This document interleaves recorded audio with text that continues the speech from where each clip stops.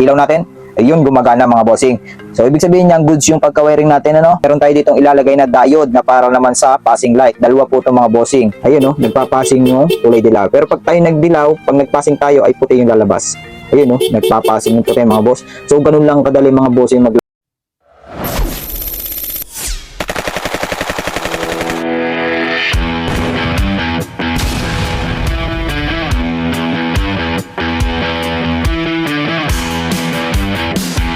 So yun, good day mga bossing. Ito, may panibago na naman tayo ditong gagawin. Ang gagawin natin dito ay installan natin ng MDL. At ituturo ko na rin sa inyo mga boss kung paano magkabit ng MDL. Ito nga palang nabili kong MDL mga bossing. Ito ay Mopox. So ito po ay lapad mga bossing. Kasi ang gagawin ko dito, itatago ko yung MDL. Kasi nakikita ko sa ibang bit nakalabas yung MDL. Kaya ito, pipilitin kong maitago yung MDL na ganito mga bossing. Ayan, ito po yung binili natin Mopox na MDL. So itatry ko lang to mga bossing kung goods ba itong ganitong MDL, ano. So ito, samahan nyo ako mga boss kung paano to ikabit. Ito nga pala yung mga kasama ng mga Mopox na to mga bossing. 3 wire nga lang pala yung wire nya at saka dalawang balas. Yan, may mga tornilyo at saka may bracket siyang kasama mga boss. So samahan nyo ako mga bossing kung paano to install dito para may matutunan kayo at may idea kayo kung paano magkabit ng MDL. So tara mga bossing, let's go!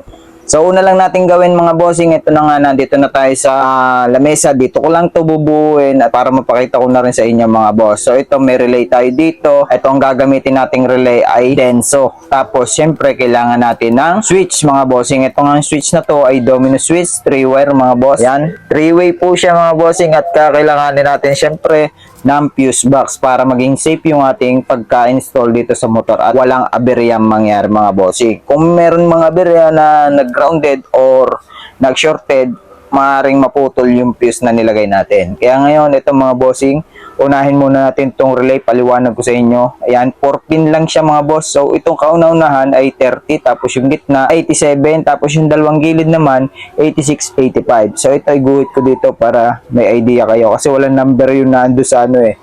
So dito sa baba ay 30, tapos yung gitna 87, yung gilid 86, 85 mga bossing. So ayan po yung mga number niya mga bossing, yung relay na Denso. So ito mga bossing, unahin lang natin tong relay mga boss. So itong number 30, ito muna unahin natin mga bossing, yung kulay pula. Ito po yung number 30. Ito po yung sa baba. So ang gagawin natin dito, i-cut lang natin at pagsamahin natin mga bossing. So itong number 30 na ito mga bossing, ito po yung gagawin yung papunta sa positive mga bossing ng battery. So syempre, lalagyan nyo siya ng fuse in case na mag-shorted, safe yung motor nyo. So itap lang natin itong number 30 dito sa red wire. Pinagsama natin yung 230 ng relay, ano, kasi ito yung papunta ng battery. So hinang natin para hindi mag-umido at balutan natin ng exchangeable tube.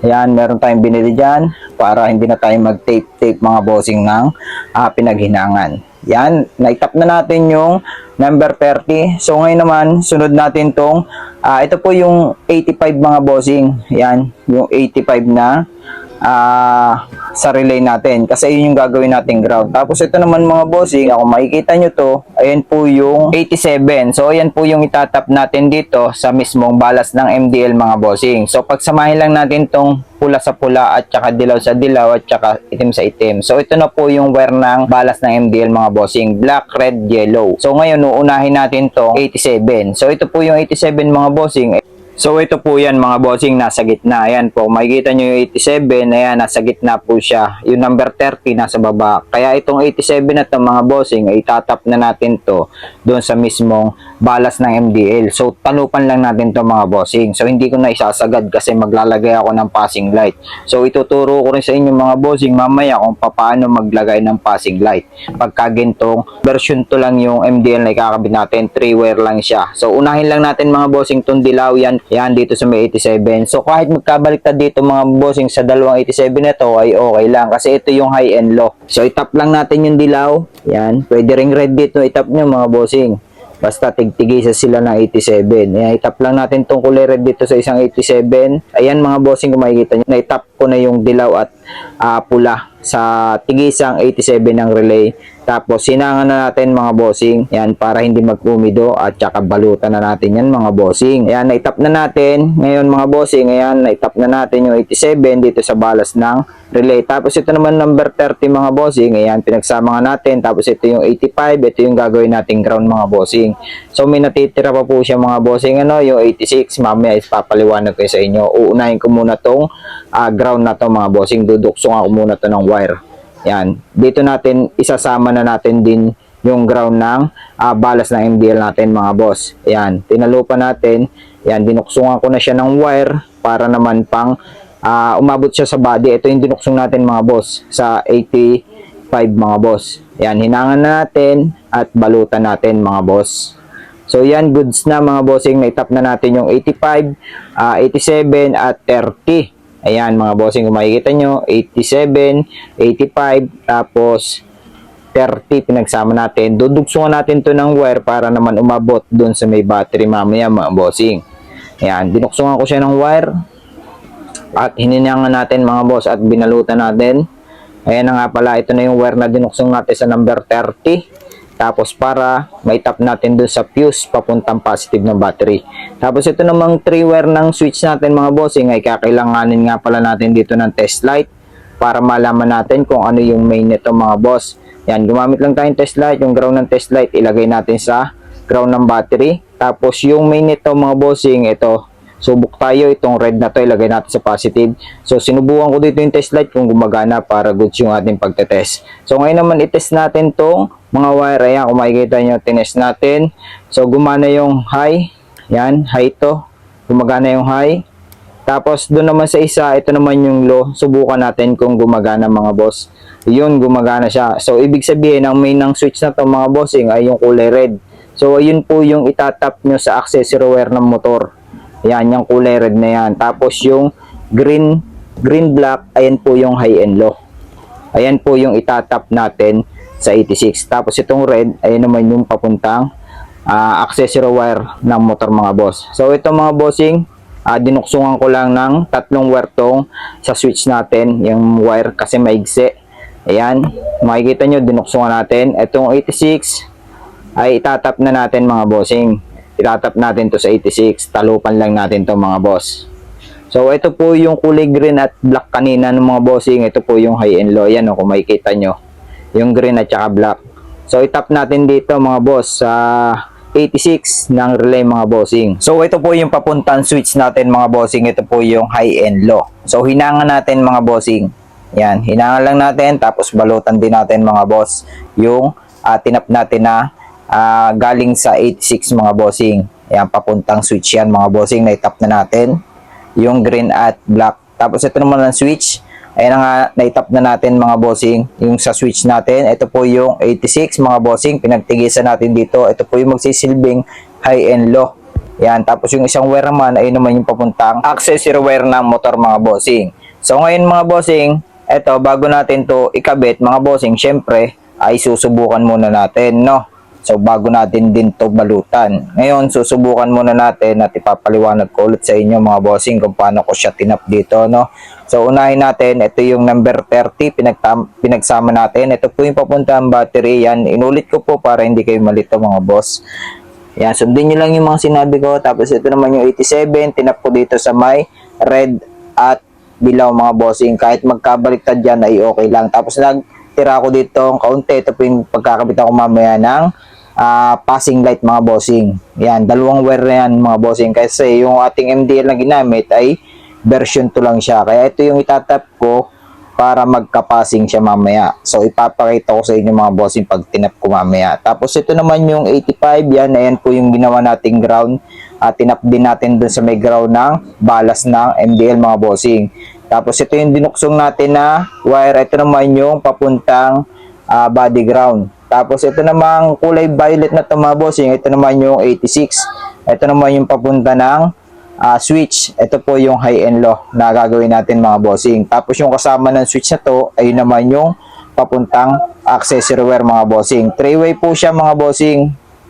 Kaya kung makikita nyo, 3-way siya. Tapos ito papunta to ng accessory wire mamaya. Itatap natin to at ipapakita ko sa inyo kung paano to itap mga bossing. So ngayon susubukan muna natin, kukuha lang tayo ng battery, susubukan muna natin tong MDL kung gumagana yung pagka-wiring natin bago natin to balutan para makasigurado tayo na goods yung ating pagkaka-wiring dito. So ngayon, kumuha tayo dito ng battery at susubukan natin.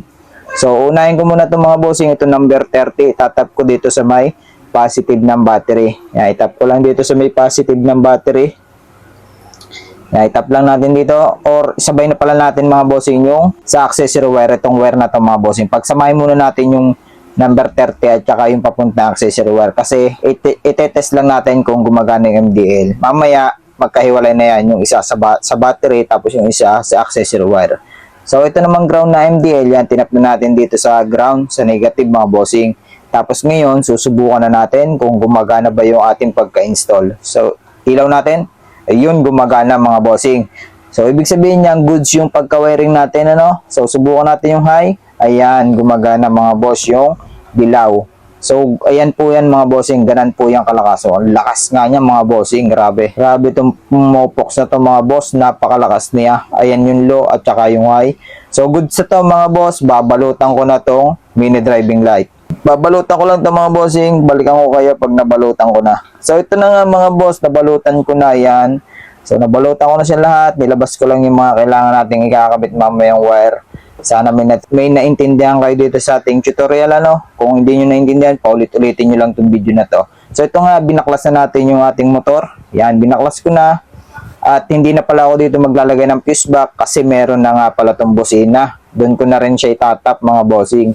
Pagsasamahin ko na yung number 30 sa isang fuse lang mga bossing. Ayan, ito yung number 30 mga bossing ng relay ng busina. Kaya dito ko na rin to itatap mga bossing. Ito yung papuntang fuse. Dito na rin po ako magtatap ng pang MDL na number 30 para hindi na masayang yung fuse box. Kasi 2 horn na itong pinabit ko dito. Stock nga lang pala itong mga bossing. Dinoble ko tapos nilagyan ko ng relay. Ayun mga bossing para hindi siya sita. Ayan po yung kinabit natin. Unahin lang natin itong mga bossing itong 3-way switch na domino. Yan, unahin lang natin yan.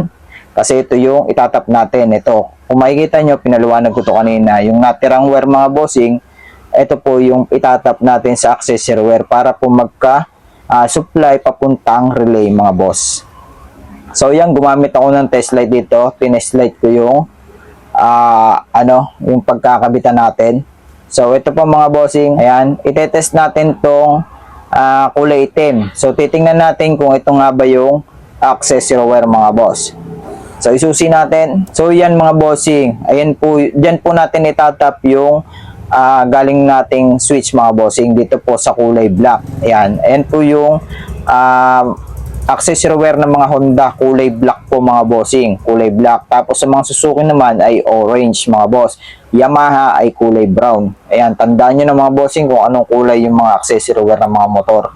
Honda, black, Yamaha, brown, tapos Suzuki, orange mga bossing. So ngayon, itatap ko na dito sa number 30. Yan, itong papuntang fuse box ng natin, ng busina. Ayan, dito ko na itatap din itong number 30 ng relay ng mini driving light. Yan, pinagsama ko yung number 30 ng busina at saka mini driving light. Naitap ko na mga boss. Sunod na natin itong ground. Yan, itap na rin natin itong ground mga boss. Meron ditong wire na ground ng busina. Dito ko na rin ito isasama mga bossing. Yan, tinap ko na din dito. Ito po yung 85 mga bossing yung number 85. Yan, tinap natin doon sa may ground ng busina. Sinama ko na. Tapos ito naman mga bossing, yung kanina kong sinasabi sa inyo, may dalawa ditong wire So babalutan ko muna to. Yan, binalot ko na. So bago natin kabitan to ng passing, siyempre susubukan ko muna yung MDL kung gumagana dito sa pagkatap natin So subukan natin. So yan, gumagana siya dito mga boss. Yan gumagana siya dito. Napakalakas niya mga bossing nung nakakabit sa motor. So titingnan ko itong mga bossing kung napaka-quality ba nitong ilaw, kung hindi masyadong mag-init.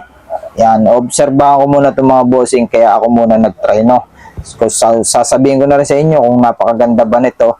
So ito na nga mga bossing, meron tayo ditong ilalagay na diode na para naman sa passing light. Dalawa po itong mga bossing. Ito, kulay silver, dinalawa natin yung ng wire kasi ito po yung palabas. Ito yung main mga bossing, yung kulay red. Tapos ito naman yung palabas, yung green na yan. Kasi yan po yung may silver. So, pag kayo'y bumusina, ay lalabas po sa ilaw. Pero pagka kayo nagsindi ng MDL, hindi po siya babalik. So, ayun po yung purpose nitong may diode mga bossing para hindi po siya mag-grounded at hindi rin po siya mag-shorted. Kaya po tayo naglalagay ng diode para maging safe. Yan mga bossing. Kung pwede naman mga bossing, kung version 2 na yung inyo MDL, pwede na kayong hindi maglagay ng diode. So ito mga bossing, ito yung dalawang wire. Yan, pagtigasahin lang natin itong dalawang green na wire na ito mga bossing. Yan, tigtigisa lang siya. Ito po yung red. Ito po yung kaninang wire na red nga at saka yung yellow. Ayun po yung yellow na ilaw at saka white. Yan, pinagtigisan nating wire. Tapos ito naman yung main niya. Ito namang main niya, papunta naman to sa 87 ng busina mga bossing. Dito sa relay, tanggalin lang natin tong relay mga bossing. Yan, tanggalin lang natin tong relay at dito natin itatap sa 87. Kasi ito po yung ito yung 87 dito nakaharap mga bossing.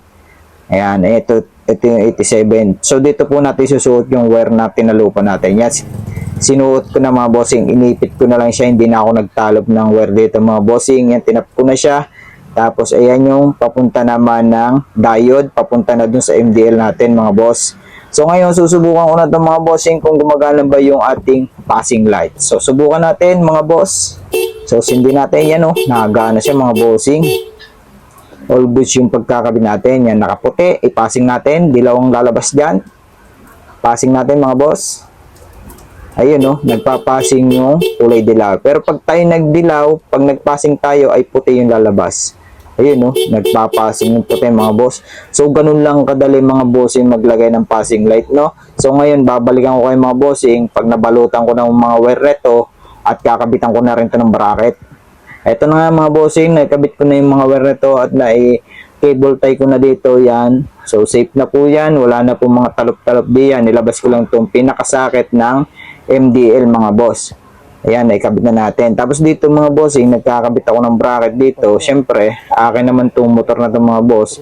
Ako masusunod dito. Kung sa akin, okay lang sa akin yung may tabas. Kasi yung gagawin ko dito, itatago ko nga yung MDL mga bossing. Yan. Depende na lang sa inyo mga boss kung gusto nyo ipatabas yung kaha nyo. Ito naman, hindi naman to halata kasi nasa ilalim. Ayan, ganito po yung pagkagawa ko dito mga bossing. Yan Ganyan po style niya mga boss. Pero yung bracket niya nasa loob yan. Yan, ganun po yung gagawin ko dyan. So, babalikan ko kayo dito mga bossing pagka ito na-install ko na. Baka bukas ko na rin ito ituloy mga bossing kasi sobrang gabi na mga bossing. Yan, balikan ko kayo. At ito na nga mga bossing, kinabukasan nga ito, na-tap ko na. Ayan, tinuloy ko na umaga. Na-tap ko na yung MDL. Dito siya tinap mga bossing. Yan, may bracket na yan. Kung makikita nyo, ang ganda ng pagka labas ng MDL niya mga boss. Ayun ang ganda ng pagka-bracket na yan at wala yung kalog mga bossing. So ngayon itatap ko na dito. Ito na nga mga bossing na ilagay na natin at naikabit na natin. Kaya kung makikita nyo, andyan na siya. Ayan wala pong banggayan mga bossing. Pag niliko nyo yan, hindi sumasahid sa tapaludo yan. Ayan walang tukod yan mga boss. Okay na okay yung pagka-install natin dyan. So masama naman kasi tingnan pag nasa labas yung MDL. Kaya ang ginawa ko dito, tinago ko sa loob. Tapos ito naman yung switch natin, hindi ko pa nagawa ng bracket pero mamaya gagawin ko na yan. Yan, sinubukan na natin mga bossing yung MDL, mataas pa yan at i-adjust ko pa yan mamaya. So gumagana na yung passing light niyan. Yan high and low, passing ng white. Okay na mga bossing. So yun lang mga bossing, sana may natutunan kayo dito sa ating shinare na video Yan, sana may natutunan kayo dyan, sana naintindihan nyo aking tutorial. So yun lang mga bossing. Sana nakapulot kayo at maraming salamat sa inyo lahat mga bossing sa panonood at suporta ninyo mga bossing.